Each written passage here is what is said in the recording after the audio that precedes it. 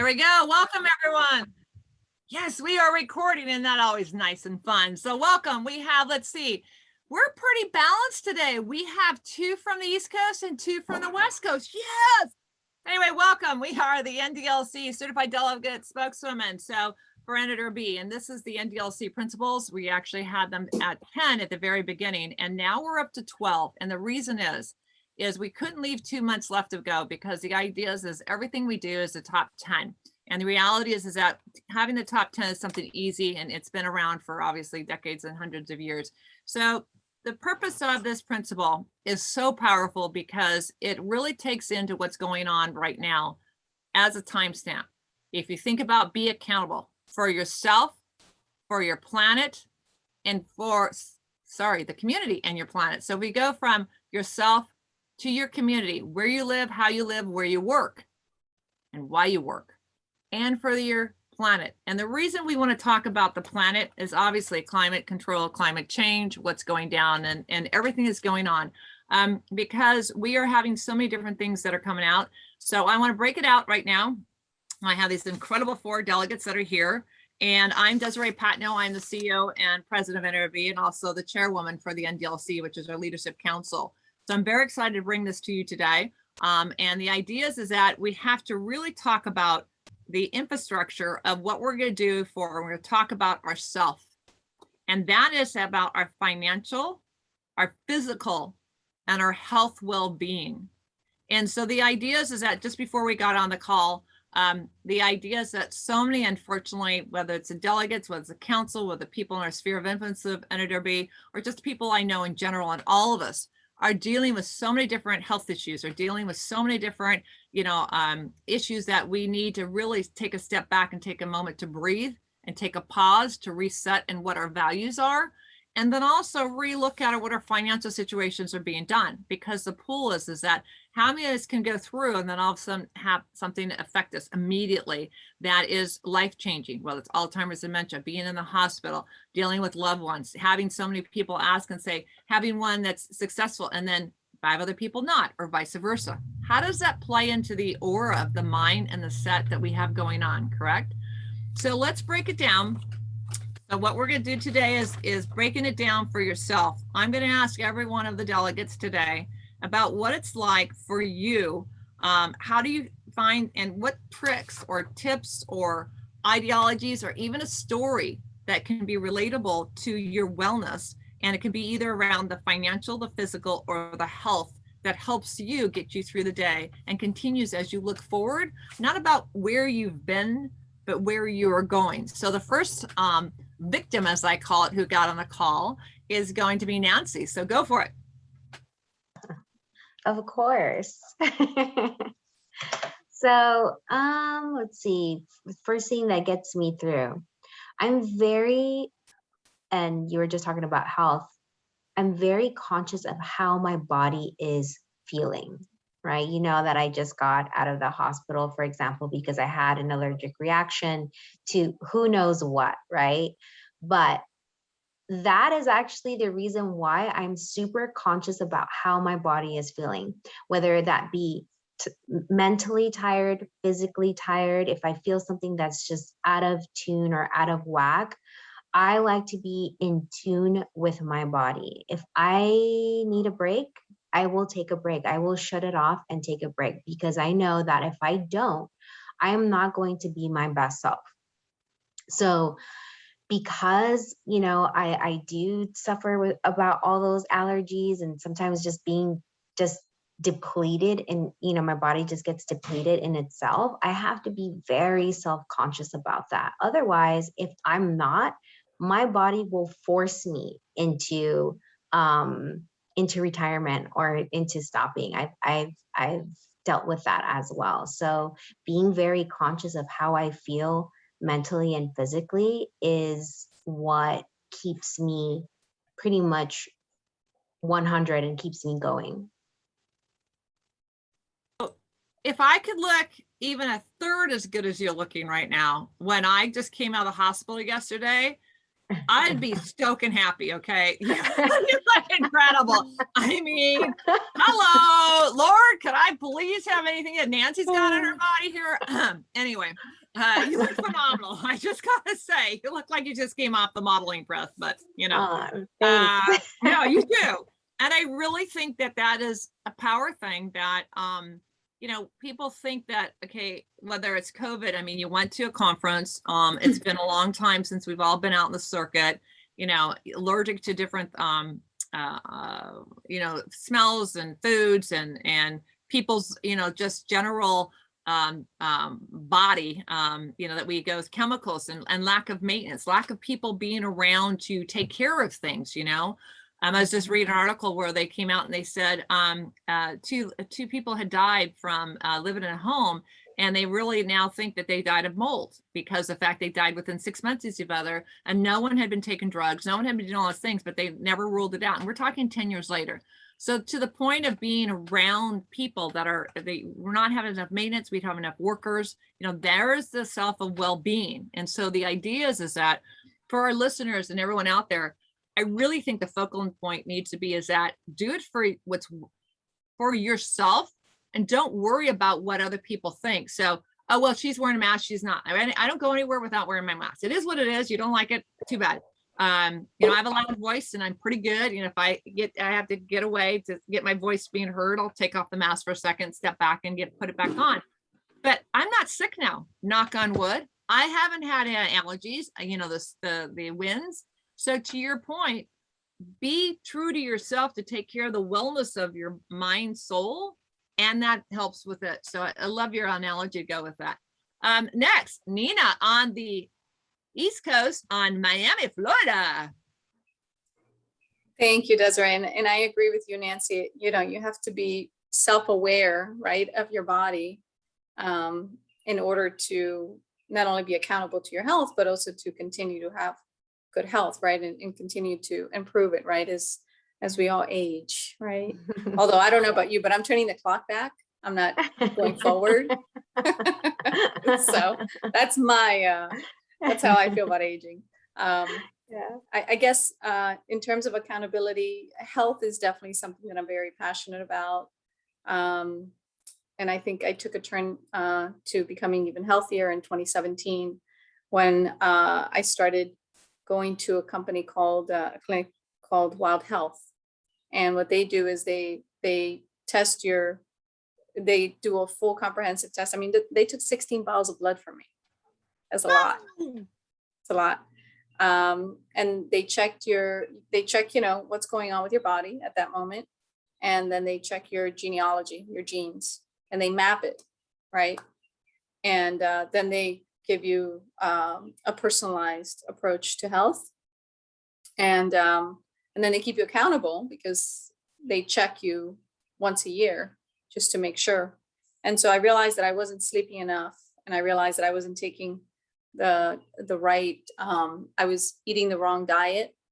And so I changed the way that I ate and the amount of time that I slept. And I think that that's made a huge difference in my life and the way that I perform, right? And then the Oura ring that I mentioned, I think on our last call, that's something that keeps me accountable, because every time that I'm not sleeping well, or if I'm sitting around too much, or I'm not exercising enough, it sends me a little alert on my phone, like, okay, get your butt up and do something, right? Or, okay, you need to sleep more. And so that's some of the ways that I stay accountable when it comes to my health. I love it. So I think we all have to, I'll beg to differ with you about the birthdays of going backwards. I like to say that I want to celebrate my birthdays. I'll be 61 next month, and I want to celebrate. Yay! I want to celebrate. And Suha her birthday is exact as mine. Would you have realized that we are in the same date in the group, right? So I saw it on Facebook. I'm like, excuse me, we have the same That's birthday, a coincidence, right? Yeah. When is it? When is it? When is it? November what? 22nd. November 22nd. Okay. Yeah. I remember that.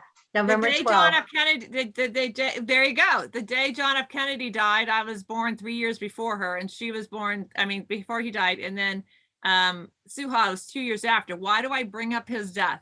because for 45 years, every day on my birthday, I heard the recounting of it. Not until about 15 years ago did it stop. It slowed down to where you see a news blip about it and not the entire day radio and everything that go on. It just, anyway. So my point is that we now celebrate birthdays, I think, more than ever because of what we're going through with the pandemic. I still agree with you, Nina, that we go backwards in our, our appearance. I'm talking about the age, okay? The number. Negative So you'll be birthdays. 60 in November. I don't know. Negative birthdays is a little Negative birthdays. We still celebrate our birthdays, but there's actually that we're going negative and clock. Negative, yes, Okay. exactly. Okay. That's Okay. what we're doing. Sorry. I stand No, corrected. we always celebrate. Okay. I'm just making sure because I actually made a post about that. We look at birthdays a little differently now. I think that we used to say, no, I'm still 29, and we kept going with the birthdays that were still 29 and no, I don't want to celebrate birthdays. I think there's a lot more people in the world that want to celebrate birthdays now than they did before, just as a fun pun. Anyway, no, I hear you. And I think your accountability of 4 years from the program you started to now, I think is where the real stress of it is, or the mental strength of it is, because you are not the same person 4 years ago. The world is not the same. Environment is, it is. And the world will never be the same because we're always evolving. If you look, forget the pandemic, technology, the disruption of human availability and technology, human balance, what that's like. Are we having more children? Are we having dogs versus in children? I mean, we could go down the list, and that ability, I believe, of the connectivity is we have to evolve. And that's what this whole purpose is that for yourself, for your community, and for your planet, because evolution is changing, right? So I love what you had to say. Veronica out in Puerto Rico. What's going on over there? I can't hear you. Off mute. Hi, everyone. Hi, Desiree. Well, it's beautiful here. It is, lovely, but, people, it's interesting. I love this conversation because people always think because we live in paradise that we have no problems. And that, somehow, work is just, vacation, and we have, the same stresses. And in fact, some might argue sometimes a little bit more complications because it is an island. And so there are outages of, utilities and water and power when you least expect it, when you most want to be online with someone and doing a presentation. And I love this conversation. I don't know that we've ever talked about it, but I'm a cancer survivor. I'm 10 years, just about probably closer to 11 now, healthy, thankfully. But it's always weighing on my mind in terms of, the mental, the emotional wellness that comes with this, with the physicalities, and how it's all really interacted, and how much we really need to stop and take care of our mental well-being and make sure that in addition to being active and, balancing the work life, situation, that we're also stopping and really taking accountability for what it is that we are feeling at any given moment. And if what we're doing is aligned with our purpose, with our vision, with what it is that we want, kind of beginning with the end in mind. So, I really keep myself personally accountable to that. And I think as I'm getting older, and I really I'm going to need to, kind of like take a page out of your book in terms of turning the clock backwards. I'm not sure how to do that. Please let me know how to figure that out. But I definitely feel like I'm more aware of it. I'm more aware of it as I get older, of my accountability and my responsibility in all of those areas. There's no pointing externally. What they say, when you point a finger outwards, you have 4 fingers pointing right back at you. So that's what I think of when I think of accountability, and making sure that, for everything else in my life, in the wheel to work and to continue to go round and round, I really need to take care of myself. And I feel like that the times where things seem so the worst for me was when I was emotionally and physically depleted. So it all begins and ends with us first, and then we're capable of moving the mountains that we need to professionally.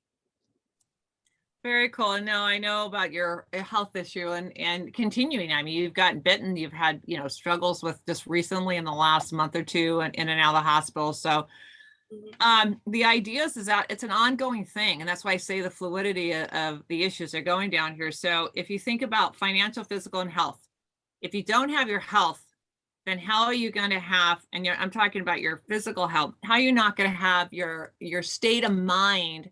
I hate to use the word mental health because it's being so overused right now. I liked it because it immediately gets people into a defensive mode. Like as soon as we hear the IRS, because tomorrow is the last day to file your taxes for the extension period for the personal, right? So the idea is, and hence Leora, so I can't, so my chorus is that our ability to keep our mind set and focused on our health first and foremost. If you don't take care of the physical body, the physical muscle that our mind is, people don't realize our mind is a muscle. You have to work out the muscle. You have to take care of the muscle. But you have to understand the muscle. And that's why I don't like to use the word mental. I like to use the fact that this muscle, that is the cortex of the body. The heart obviously pumps the blood that keeps everything alive, but the muscle tells us what to do with it. And the core of the heart is just a byproduct, right? So as we are, each one of us have different experiences, each one of us have different ideologies, different truths of where we come from and what we're doing and exposures to that. And so I really believe that it comes together into the health, the physical, and the financial, how they're tied together. Because if you don't have the right physical health, muscle health of the mind, then you go into the fact that your financial aspects, unless you have a whole slew of wealth already accumulated, that's passive. At the end, aging population has the number one older financial abuse of people taking your money at the end. So you see how it ties through. Doesn't matter if you have a few extra zeros behind your name because of all the great things that you've accomplished and the fact that you have now, preserved this incredible built up wealth. At the end, who fights over it? How many celebrities or how many dignitaries or how many people who've held a high net worth that you hear have a zero resistance into their transition of their next gen, right? So I think it's very powerful. So the next question I want to bring up is social impact. Social impact has to deal with your community, right? Your ability to collaborate. If we didn't collaborate, we wouldn't have a vaccine today. We would have a serious problem. Shared resources. How many of us are constantly trying to help improve? I know, Veronica, you spent a ton of time on Clubhouse. I used to. I've been off a little bit about the impact of how do we share our knowledge of information, our gifts that we can give, our experiences that we can help them. Because isn't our goal in life to help our children to be better than we? Isn't our goal to help others to be better, that we communicate? And hence this broadcast of the principle, the purpose of the principle is to help give someone a frame of mind that they immediately, as soon as they hear this, I didn't think about that. Oh my gosh, what a great opportunity. What a great thought, right? So the ability to collaborate, shared resources, and number 3, sustainability. What is the whole mission of our life? To be sustainable in ourselves, to be sustainable financially, and to be sustainable in our existence to help others, right? So I'm going to go ahead and then ask Nina on this one. You're in Florida. You have to deal with so many different countries and so many different coming on. You have the dichotomy. We don't have anyone in Texas here on the call. But the idea is that you got a governor that's not dealing with the way the feds do things. You have different counties. You have different ideologies of what's going on. You have a major life existence that's going on in Florida. And yet you have such incredible real estate high numbers. How do you personally deal on helping your community and that social impact and making sure that everyone keeps level, being, phenomenal upper leader in Berkshire Hathaway in your relationships? It's a great question. When I was involved with ARIA as the president of the chapter, we had our community service day, and we did a lot to educate the Asian community here in Miami on how to be able to purchase homes, right? How to afford homes. And so we partnered with a lot of different local banks and did education on affordable housing, right? That was one way that I was able to help the community. We also, through Berkshire, do a lot of community service and a lot of education that helps our agents know what programs are out there, right? Like Fannie Mae and Freddie Mac are some of our partners, and help educate clients on how to purchase a home for the first time, how to, be able to afford homes with solar power, right? And we're actually looking at a partnership right now with a very large company that sells solar panels, where they're going to give discounts to our clients. And so we are looking at to do partnerships with companies that are environmentally friendly and that are driving sustainability when it comes to homeownership. It's powerful because we need that. We've got to have, as they say, there's no time like the present. We are decades behind the 8 ball on taking care of our Mother Earth. And if we don't, we're not leaving our children and our children's children anything that they can either put their hands into, because the imbalance of what we're seeing right now in the world between the fires, the floods, the tornadoes, the disasters, and then the what's going on. There's a great movie I'd love to recommend, that the year the Earth Changed, that Apple put out. You can now see it online. You don't have to have an Apple to actually see the movie. It's 45 minutes long, but the year the Earth changed, and what it's about is it shows when we were literally in April of 2020 and the world just shut down, what gave back to the world between the turtles in Miami laying eggs, to the cougars, to the giraffes, to the elephants, all these different animals around the world, and how we actually could hear these animals, we could see these animals, our clarity of our air, our beauty of our oceans really started bringing back, because we all stopped.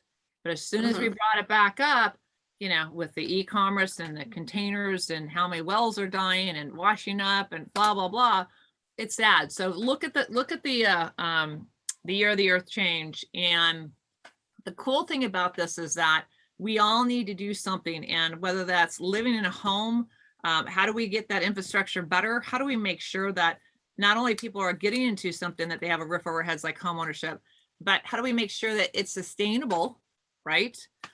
Through ups and downs, co-living, but also how do we make sure that they're in an environment that if they can't get a contractor, which is the hardest thing right now to do, is that they know how to take care of the home themselves. They know how to look for the deficiencies, and they have a skill that they can do some handyman work around and not say, hey, I don't know how to turn off the valve. I don't know how to, replace this piece of wood. So they can learn how to better improve their own asset on their own without hiring tradesmen on the time. I think that's a value add. That is something that we need to take homeownership to the next level, not just getting them in there, but how understand that's not a foreign object that they live in. It's how they can maximize the use of it and take care of it, right? I think it's huge. All right, so next, Veronica. All right, you there? So it's the same question to you, community. Puerto Rico's all about community. Yeah. I mean, nothing proved it more than after Hurricane Maria, right? There was such a delay in response from the government in terms of just resources and support. The community really stepped up and really was what held things together until the troops arrived, right? And the reality is that so much of what has been experienced here going back years and years and years, right? Going back to when my parents were on the island, it impacts the community to an extent that, it's the fortitude and the solidarity of the community that actually continues to push us forward. That accountability is something, that's why I'm here, to be honest with you. Being here in Puerto Rico has not been easy for me. And you certainly had, this, Desiree, because I've had an opportunity to speak with you in great length. But I think it's the commitment to want to leave this island better than how I found it, and maybe better than how my parents found it and left it, to give us a better life. So being here, I think that's a driving force for me. the impact of community and my ability to be part of the solution while I'm here. So it's very important, and it's something that, again, it guides every decision that I make, even from like the investors that I work with. You know, what kind of funding do they have? Where does it come from? What are their mission statements? Why do they want to come to the island? You know, all these things play a role and play a decision. And it's something that I think 10, 15, 20 years ago, I may have not been as conscious about, but now, you know, when you know better, you do better. So it's very important. I love it. Well, the thing I really want to amplify is shared resources. We can't do this by ourselves. It's not a one-woman show. It's really about how can we come together and help, whether it's saving someone's life on something that you've known about, whether to how do you get that one piece puzzle.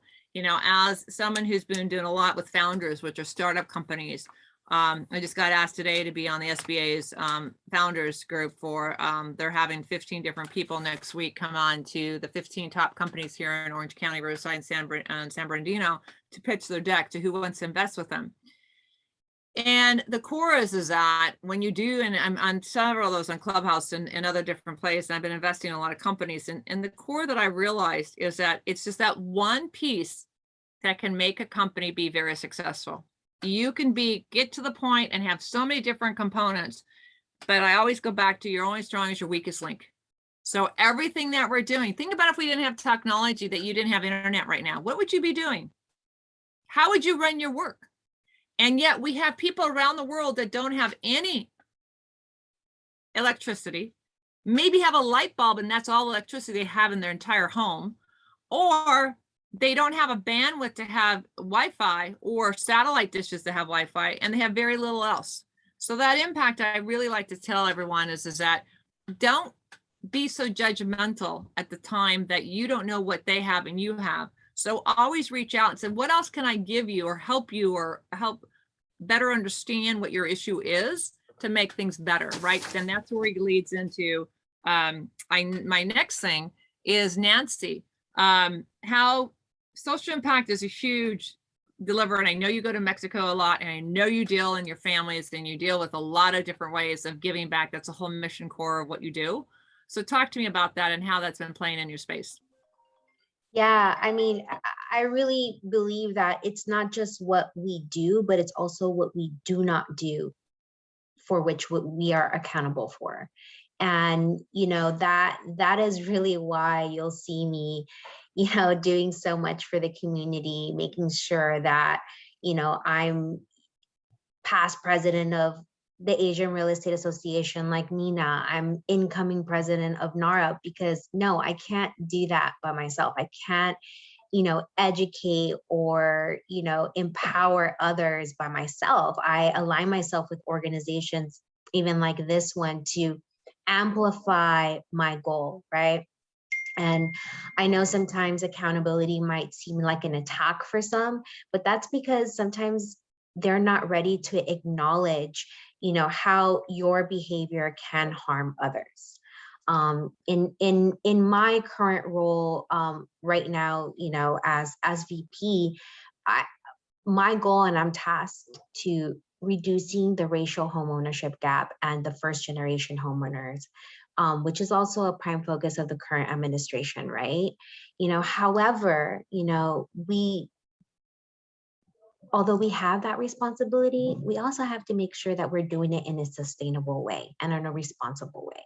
And I want to dive into why sustainable homeownership is important and why I'm part of all these organizations. Because if we just provide, let's say, loans for everyone, that doesn't mean that we're being responsible and we're doing the right thing. In fact, data shows that the Black community was hit harder, more than any other racial group, by the 2008 housing crisis. Everyone knows the 2008 housing crisis, right? And the reason they were hit harder, and you know, they bought homes at the peak of the bubble at higher rates than, you know, let's say white and Asian home buyers, and they were disproportionately the victims and predators of subprime loans, even to those who qualified for prime loans, yet they were still being put in these subprime type loans. So You know, sometimes minorities or existing, Black homeowners or minorities were aggressively solicited for unsafe refinance products that stripped away equity and ultimately fueled the whole foreclosure and financial crisis of 2008. So for me, financial education, financial literacy is important because, not only is it the responsible thing to do, but us that are in the industry and are in the know are responsible for making sure that people are educating themselves and making the right choice, because you are impacting someone's, family, someone's home. And even that, it's tied into our whole entire economy. So being accountable of what we do and the type of work that we do. I know not everyone might be in real estate, but that's just my current passion and what I do. But being accountable for your behavior and what you do and the information that you spread is truly impactful. I love the fact that you brought up sustainability, because if you think about it, homeowner are renters, so no, not everyone's listening is in real estate as their core, professional business, because we handle so many different realms of the ecosystem of housing and real estate. So if you think about the SBA, $40,000 is given to renters and $200,000 to homeowners and $2 million to business owners. Yet as soon as you hear the word SBA, you immediately think, I'm a homeowner, don't have a business. I'm a renter, don't have a business. Why would I touch it? And that sustainability issue, not just from the fact, do I have a job? Do I have a way to put together, something on the food on the table? But the idea is that if I'm involved in a natural disaster like Veronica in Puerto Rico, or the floods or tornadoes in Florida, I mean, look at what happened to Florida, and look at how many more people passed away in New York, of all places, on the same storm, because they didn't have the infrastructure in place, right, for that sustainability that we're talking about. So that being said, I really want to focus on the fact is that when we talk about sustainability, what are alternatives that we could do? I made my claim to fame by doing the last minute of 2008, 9, 10 on being resourceful on how to change the narrative to be sustainable. So do we add an extra structure to that building to get them? Think about adding an ADU to a building right now. You generate more income. You can pay the back revenue that's on the thing. You get someone else to co-own your home. Now you don't have to sell your home, but you have a way of additional income, and you're not even selling your property. And also you might not still have a job, but you now have resources. In California, you can go up to 40 units and not have to, county, the estate says you can do it, and you can go up to 10 units depending on how your land's divided. And this is not without zone requirements of changing it. So how many times did you get, what was the average rent in California? Let's get real here, right? So the idea is you now just made that sustainability that you talked about a whole nother layer to get it. And maybe you do co-living. Maybe you get 4 or 5 people to live together that, most women are over a certain age, they outlive men by 7 years. So you get 4 women to live together instead of paying the $5,000 in senior living, and they're fully healthy, maintained, all that stuff, and they share a 4-bedroom home.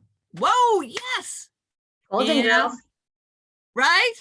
And so these are the ways of thinking of sustainability into home ownership or equity share investment. So I try to get everyone to expand their thoughts when they think of sustainability, or expand their thoughts when they think of other things. So love the thought you brought that up. All right, cool. So then the last thing I want to talk about is climate. I want to talk about for the planet. Wow, what a subject matter. If you think about, you talked about the disproportional of it affected the African-American, the Blacks here in the United States, about the financial crisis. You talk about how the disproportional about, pay wage gap. We could go down the whole list. Did we also know that the density of the people of them living in certain cities, especially of people of color, that the higher heat index actually is causing climate change because of not having things being sustainable.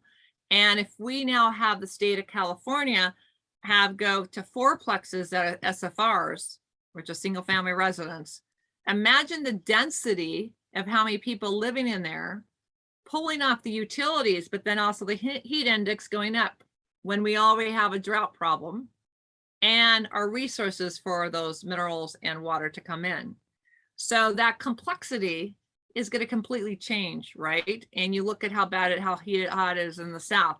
So I'm just giving everyone a whole lot of vision thought to go, never thought of that way, or I thought of a piece of it. So how do we connect those dots? So ecosystem is a huge thing. You notice in our name over here. I'm trying to figure this out. is that the ecosystem is, well, why would you talk about technology? Well, obviously, prop tech has come from 200 million to what, $30 billion now in a matter of only 10 years. But why would you talk about the infrastructure of water on the ocean when you're talking about real estate? Because how many people now live on yachts? I used to live on a boat. It was my home, live aboard on a boat for a couple of years. Most people didn't know that. I couldn't afford a home when I was 18, so I bought a boat and lived on a boat. I was a live aboard. So the idea is that if we think about the ecosystem and how it's tied in, where we get our food, where we work, why we own what we own. And what did we just see, Nina? Everyone's changing, moving from the city out to the rural areas.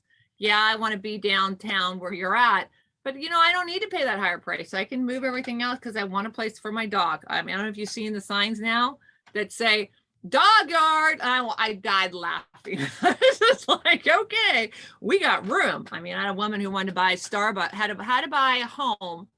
This is a true story. I'm going to say about 15 years ago. She would not buy a home unless a Starbucks was within a 2-minute walking distance of the home. Kid you not. In Woodbridge, there was a Starbucks on the corner. I said, I can't guarantee that Starbucks is not going to close by the time we close on this file because it was 6-day escrow. She says, it has to be there. It was, but I just thought it's still there today. But I thought it was pretty hysterical that she would not buy a home in Woodbridge of an expensive, 7 digits unless there was a Starbucks on the corner. Anyway, so that being said, the ecosystem, how do we deal in logistics? We have all these shipping containers out there. How do we deal with how we're going to take our planet, how we're for our planet? So what are the things, Veronica, that you are seeing that you're doing? You mentioned that you're in Puerto Rico for the health of Puerto Rico. You want to leave the place better. How do you see what's going on in Puerto Rico? Have any analogy what's going on in Mother Earth? We can't hear you. This is better. Yeah, it's really hard not to. So much of what I see and what I care about on this island, I think has a direct impact on a reflection of everything that's going on around us. The garbage, how things are being recycled, if things are being recycled. Puerto Rico is very behind as it comes to having a recyclable program that is managed and administered here effectively. So that's something that these are ongoing conversations that I'm taking party to. And I'm also speaking to people from the states that are more involved, several of which that I've met through the conversations that we've had, in terms of sustainable living, looking at the resources that are, the actual products that are being used to build and reconstruct the buildings that are here that were damaged, that still need to be repaired, making sure that it's that we're using renewable energy, solar. I know that it was mentioned before. So talking with companies that, again, I can also recommend and feel very good about bringing into conversations with some of the municipalities that I'm dealing with. So really, it really runs the whole gamut. So I really feel like Puerto Rico is behind in a lot of ways, but it is a reflection of what's going on and what people are caring about. So we absolutely have to. And then we have the water, the sea erosion and what's going on with that. So it's very real here in terms of the things that we are paying attention to and how it's impacting the real estate ecosystem. I'm curious about the shipping you know, everywhere they're talking about shipping, you guys rely on the shipping. I mean, you can't get there without going to a ship or airplane. How has that impacted you guys? I mean, as far as, you know, obviously we could say that, you know, forget everything coming from overseas, but if we really had to, we really could button down and start manufacturing the stuff here in the United States. We have enough land. You know, it's a matter of whether people want to actually get down on their hands and knees and physically start doing the actual work to get that done, and the cost point that goes with it. What about Puerto Rico as far as the shipping side? You know, that's a great question, Desiree. And it's something that we think about, we talk about a lot here. We're a huge consumption community. You know, if you think about the land and what we have and what we cultivate, very few things are made and exported. Almost everything is imported on the island. And, you know, we pay, people think, oh, for avocados, and, you know, we get those things imported too. We get everything imported here. We end up paying taxes for it, you know, so things become very expensive. When the hurricane happened and logistically things couldn't get shipped here, there was a significant decrease in people's health. You know, there was nothing grown here. So we had to, again, at that point, the conversation started again. What can we cultivate here on the island? So those are real conversations. There's federal tax incentives for agricultural zoned property. So again, that's very important for people coming here as well that want to take advantage of some of the tax incentives, right, that have been created to kind of bring life to the economy, but also give back to the community and talk about some of these things like sustainability and certainly using some of the resources that we have here, the sun, the land, and cultivate and actually grow and become more sustainable. Puerto Rico is very reliant. And so when there is a breakdown logistically, or when the economy, where things get more expensive and we can't bring it in here, the whole community suffers. I could just see it. And the sad thing is that there's only so much news, and you know, you don't want to talk about the news being very over inundated, because 90% of the Earth's data changes every single year, and people don't realize that. And so when you've heard a statistic, it's a number now. There's not like a gravity of how bad things are unless you physically live it and believe it and go with it. So Nina, I mean, this is your whole core business of keeping what you do on a professional level, keeping the access to the ecosystem for your clients, for Berkshire Hathaway, right? You're providing a synergy of growth between the hundreds of companies that are under the umbrella, and what those are, and bringing more to your book of business. So how have you seen that change, and what can we do to help and learn from? It's a great question. So from a partnership standpoint, from a professional standpoint, we are looking to support companies and bring in strategic partners to educate our agents and brokers and to service our clients that do offer sustainable products, such as what I said before, solar panels. We're looking at modular homes as well. The thing with the modular homes is the companies that we are speaking to are still small and they're not national. And so the strategic partners that we have need to be able to service nationally. But there's some really interesting things that are being done with modular homes today, especially in California, where you can buy a modular home, fully functional modular home, for $100,000 and pretty much place it anywhere that, you know, the government is creating programs for modular homes where they'll give you the land and you could set up modular homes or a modular community within California. In terms of Florida, I feel that, we have a couple issues when it comes to our water quality. We get a lot of red tide because of the pollution that has been released by corporations in our oceans. And so one of the ways that I'm personally getting involved is I'm supporting, local politics that do understand that we do have environmental issues that need to be addressed seriously and today within Miami and South Florida. One particular commissioner that is very much environmentally friendly and is running on an environmental platform is someone that I'm supporting this election on a personal level. And I'm also, with my son, I have an 11-year-old boy, and just teaching him, right, teaching him about the environment, about sustainability, about recycling, and hopefully, that sticks, and he takes that message on, right, for his generation as well. Very cool. Well, and see, you brought up a point, and you kind of now, wrong word. You are very aware of what's going on, that you as a recipient in your community of other people's pollution that's coming your way, that it wasn't created by you.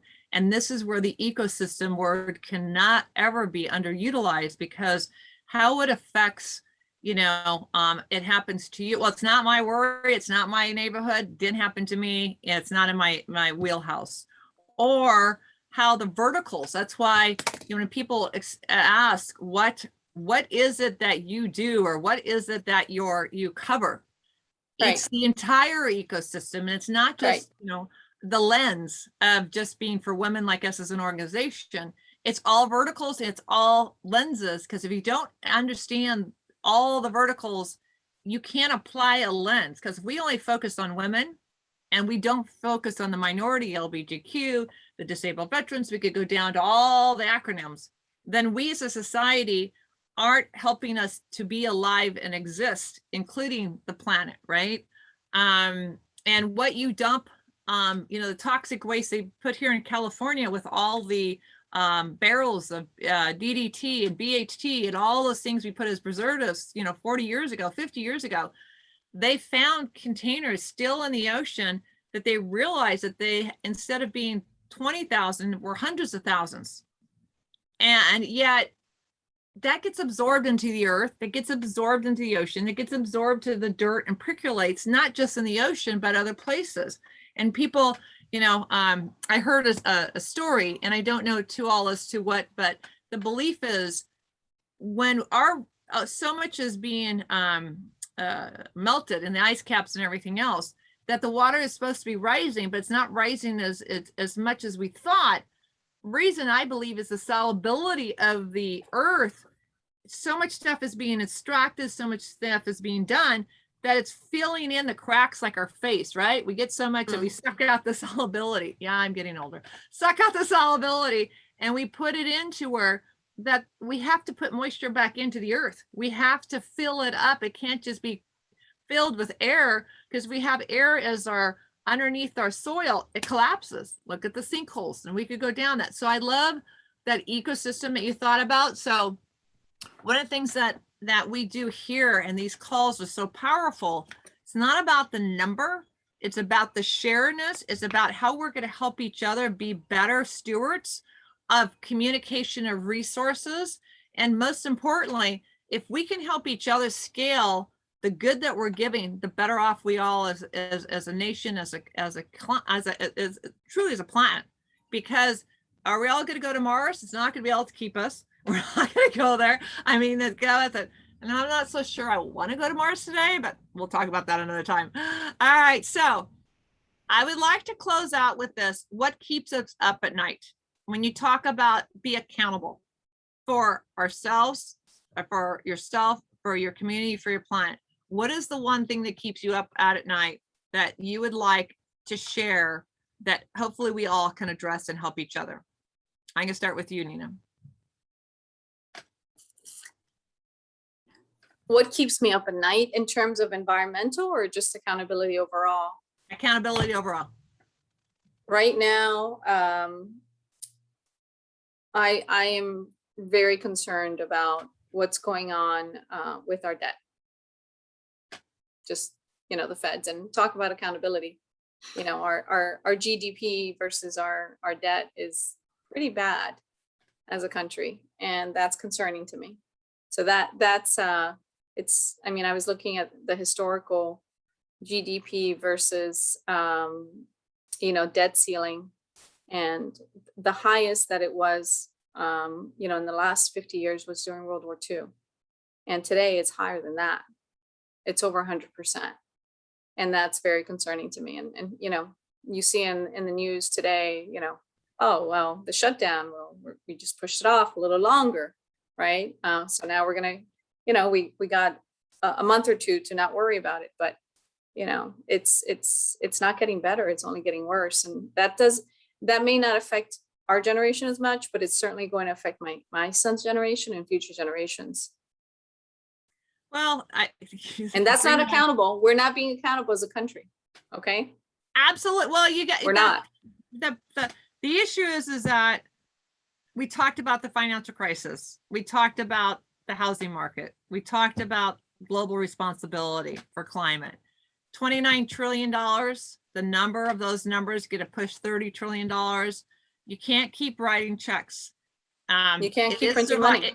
It is survival of the fittest. It is, you know, we can push all these little agendas to help everything. But there comes a point, I think France has a really good model on, they're not allowed to tear down a building unless they recycle the building. Every component of that building has to be taken apart, cement, hardware, fixtures, whatever it is. But in the United States, throw it out in the trash and start all over. It's all brand new. I collect antiques. I collect the old labor. I love, love, love, love. But everyone else tosses out the trash. So I can pick it up for nothing, or people just ship it to me for free and say, "Hey, Desiree, I'll take it." So it's true. I got quite a few bronze statues because that way. But my core is that we can't not continue to write checks. We have to live, if we don't have the hard knocks and say, how do we help figure a way around and just steady and writing checks? And that has to be there. And unfortunately, not everyone's going to win. Some are going to not make it. But at the same time, the flip of it's true. We've got to save the mass and not try to help every aspect. Because if we do, then at the end of the day, we're going to have some issues because we're not accountable to our debt ceiling, which is what you're talking about. And if we work together, the ecosystem, I believe that our debt to the carbon footprint, our debt to the taxes of our debt to the financial ceiling, our debt to our health, and our debt to our mental centeredness will be better by the shared resources. That's why this is so powerful. So love it. Yeah. Nancy. And I'm sorry that my camera turned off, but I got kicked out of my room. That's called being accountable. You still showed up. We're all good. Go for it. So I'm still here. No, in terms of what's keeping me up at night, I agree with what Nina said.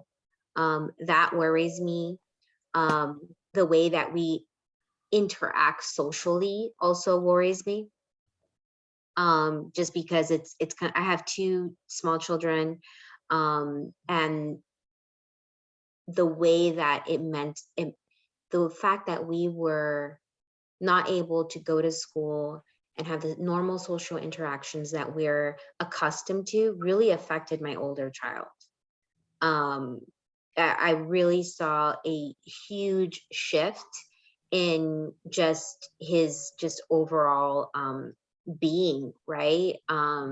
So that concerns me because it's something that I've never lived through. I've never lived through a pandemic, ever. I never thought that I would, where we would just completely be shut down and not be afraid to basically social interact. It was not something that I ever thought that I would go through. So that concerns me, the long-term effects of this pandemic, both health-wise and just social interactions. You know what? So you hit on a very incredible point. The children that we're seeing right now from school, on the parents' ability to stand up and just debate anything without thought of what the children are seeing, whether you have a mask mandate or not in school, how the uprising are in schools, how people are staging here, and even Irvine we're staging protests and walkouts, and how we can be very frontal within the school district. That is not right for our children to witness that in a open public forum. And so the poor kids that, they can wear a mask and have no problem, but then the parents say, no, it's a problem. and they get into a bicker war, and the children see it, whether you're for a mask or not, for a vaccine or not, whatever. But they're seeing the adults who are supposed to be their nurturing care provider, with partnership of the teachers, causing this ecosystem of raising our children for the future leaders, and yet they see nothing but dysfunctional of silos and being in their own little world, that we're not sharing those resources of ideologies, right? And that's what is I call it the civil unrest that's happening right now. We're trigger happy. We're just like going. And at what point, I'm so thankful I don't have little ones right now, because that would be an added pressure to me that I don't know how I would handle. My boys are adults, and they're old enough to make a decision at 37 and 24, that full spectrum in there. And it's their decision to make. I can't change it. It is what it is. But as a parent, I feel for you, Nancy, and everyone who has little ones, you Nina too. Because when does work become work? And when does taking care of the child and what happens at school, where you think it's going to be a normal, even learning environment, when it becomes consuming, whether you keep your child in school? So thank you for your thought. And I think that's why it's so powerful. And yet we take so much time to voice our opinion on social, when it becomes nothing but a target practice of people coming on and pounding on that conversation. Veronica.